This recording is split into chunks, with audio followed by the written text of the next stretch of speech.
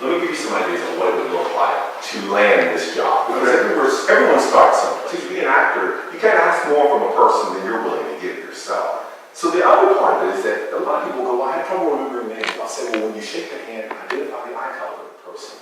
See, the whole thing is to be a presence. They're asking for what? Living, moving scenery. So what about scenery that's exciting, that it's authentic, that it's real, that it's genuine, and creates an exchange? Here's the beautiful part. Become friends with the makeup artist. Become friends with the camera operator. The individuals that most times, like I just want to mention the person behind the camera right now, hello, thank you for doing this. People ignore them. But they're the ones that are making it happen. And guess what? They have the ear of the director. They have the ear of the casting agent. And the other person you want to think about is the one that comes around and they hand you a piece of paper and asks you to sign a release. That person's valuable. Why? Because they're the one they trust to make sure that not only those papers get to you, but back into their hands. So if they know you're efficient in helping them at that level, then it guarantees you'll have more opportunities. All right, well, what you do to get the job is not what you do to keep the job. So to get the job is to be an excellent human being, and this is not just a performance. You're not an actor between action and cut. You're an actor from sunrise to sundown. That's what you're building in. And yes, I say this to people all the time. To be a great actor, be a great human. You'll guarantee 4,000 people. Yes. What's going to separate this great human from this great human? I understand exactly what you're saying. Now, we all share what? We share skin, we share eyes, we share the same number of appendages. Hopefully, we're in a position where, how do you make us different? You have to go to the inside. It's what radiates from the inside out.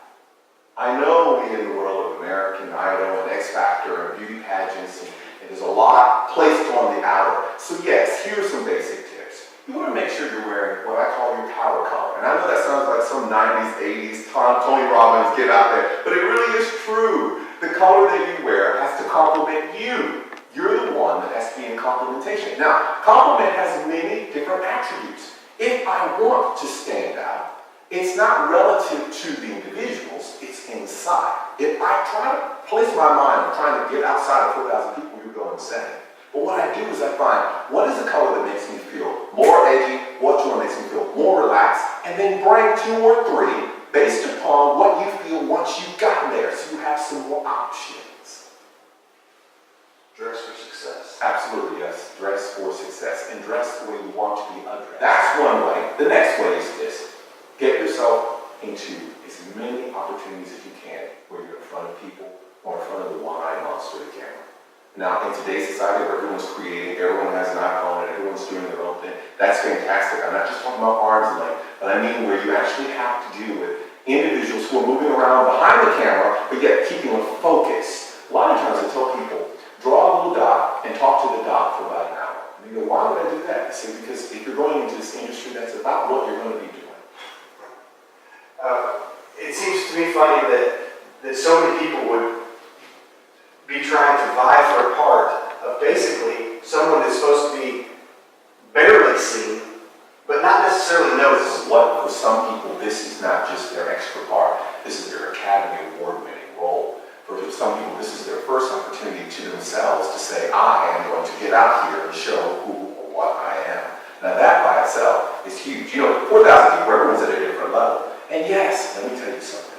There are those who are going to use this as a stepping stone, a road to success, which means playing an extra today is long hours, standing in line, then getting, but tomorrow, when you put it on your resume, it shows a stable actor. All right, Kirby, I've always wanted to be an extra. Teach me how to be an extra. Okay, well, first off, let me just help you know this. You're an extra in the movie of life, okay? But you're the lead in your show.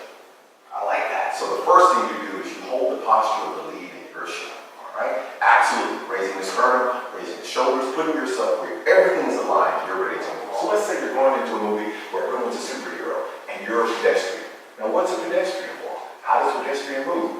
How do you be that expert? You have to observe life. So think about what you're like walking through a mall. Just in that moment. And you see something you really love. It catches your attention. How would you respond? Just use your body. Walking with purpose. Yes, and then you see that great shirt, and that shirt calls you. What do you do? How does that work? You light up. Absolutely. Now, what we're training is the urge before you scratch. Okay. Did you hear me? Yes. Okay, so what that means is that I would like for you you to allow the camera to capture the fact that you have an urge. I don't want to see you scratch. I need 100